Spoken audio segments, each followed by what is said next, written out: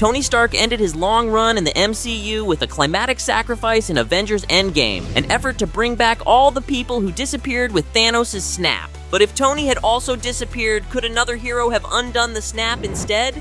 What if Tony Stark was included in Thanos' snap?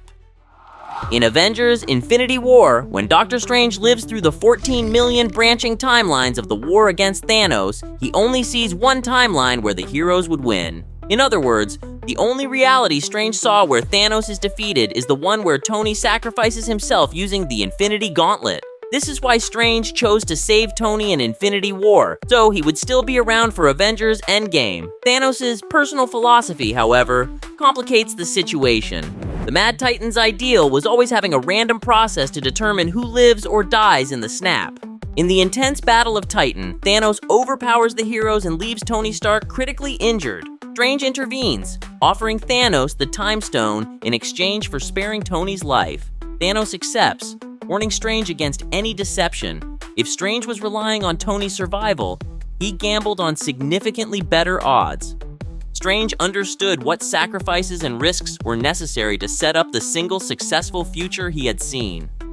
14,605,000. How many did we win?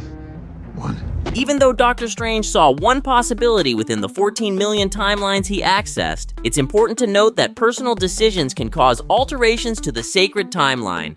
This is what justifies the necessity of something like the Time Variance Authority, as timelines are constantly being formed and ending following big events in the multiverse. Another important detail is that Strange never said he could predict every single possibility in the multiverse, but that he saw the outcome of a vast number of possibilities. There would be no point in having a character around that can predict the future with undoubtable accuracy. Doctor Strange acted from the best of intentions from the start, and his protection over Tony's life in Avengers Infinity War served to elevate the chances of the sacred timeline following the outcome he saw of Tony's sacrifice. However, even if Strange never saved Tony and he died back in Avengers Infinity War instead of Endgame, there was a chance, however small, that the Avengers would still find a way to beat Thanos.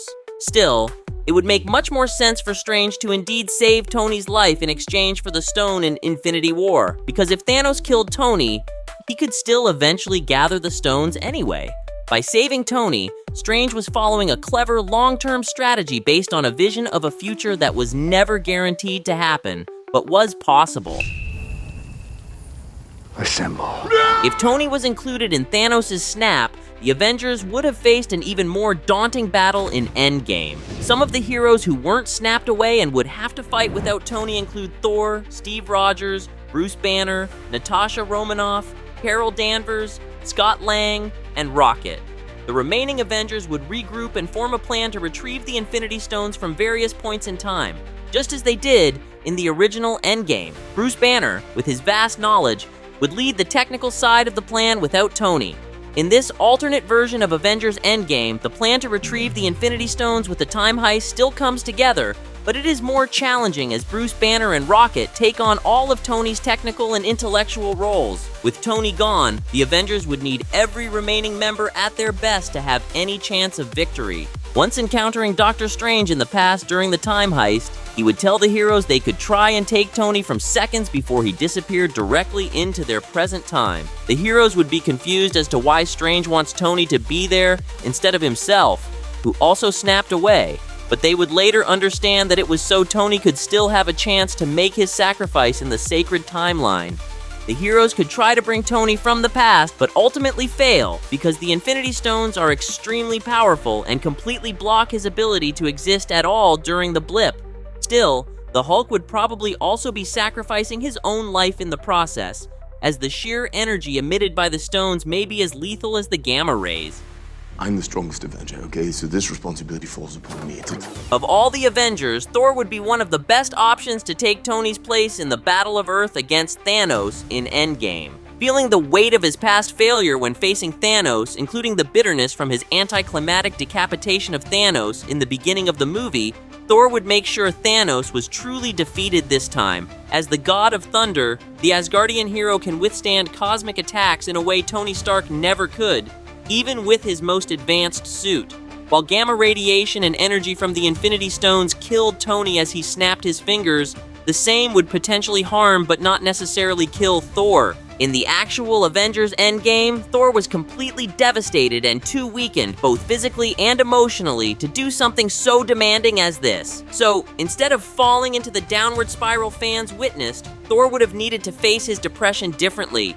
And even so, it would have still been dangerous to let Thor use the Infinity Gauntlet, because the mind visualizing the new reality when snapping must be of a genius to handle its intricate planning, not just mentally healthy. So, let's imagine two possible timelines, one in which Thor takes Tony's place in Endgame, and another one in which Bruce Banner does. In the first scenario, the strain is immense when Thor eventually snaps his fingers to bring half of the world's population back and make Thanos disappear, but he is able to endure it. So instead of Thor sacrificing himself like Tony, Avengers Endgame would end with both of them alive. Although Thor finally kills Thanos, he is unable to plan a new reality with the needed intricacy. Wandering thoughts and bursts of emotions during the process would cause Thor to distract himself in crucial moments, creating a ripple effect of problems post-snap for the Avengers to face. But Bruce Banner is smart enough to predict this sort of outcome. Even with Thor mentally stable, Banner would still volunteer and make sure the second scenario prevailed. In this version, Tony would also still be alive by the end of Avengers Endgame, being brought back by the Hulk's snap.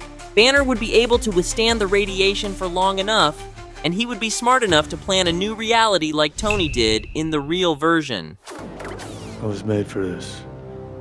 The MCU has always emphasized that the greatest heroes are defined not by their powers, but by their willingness to make hard choices. In this hypothetical version of Endgame, the Hulk's sacrifice would underscore that heroism is rooted in selflessness. Though Tony Stark's sacrifice was pivotal in the original version, this reimagined plot shows how other heroes could rise to the occasion if necessary. Of all the heroes available, Bruce Banner was the only one whose power, intelligence, and mental stability rivaled Tony's to the point of replacing him in the end of Endgame. The movie would have ended with Iron Man alive and the Hulk dead. My favorite part about this possible scenario is that if Tony was still alive, it would be possible to get some of the Iron Man and Doctor Doom storylines, with Robert Downey Jr. playing both roles. Could that actually be possible still? Almost anything seems possible these days in the MCU. What do you think would have happened if Tony was included in Thanos' snap? Let us know in the comments. Don't forget to hit subscribe. Until next time, thanks for watching CBR.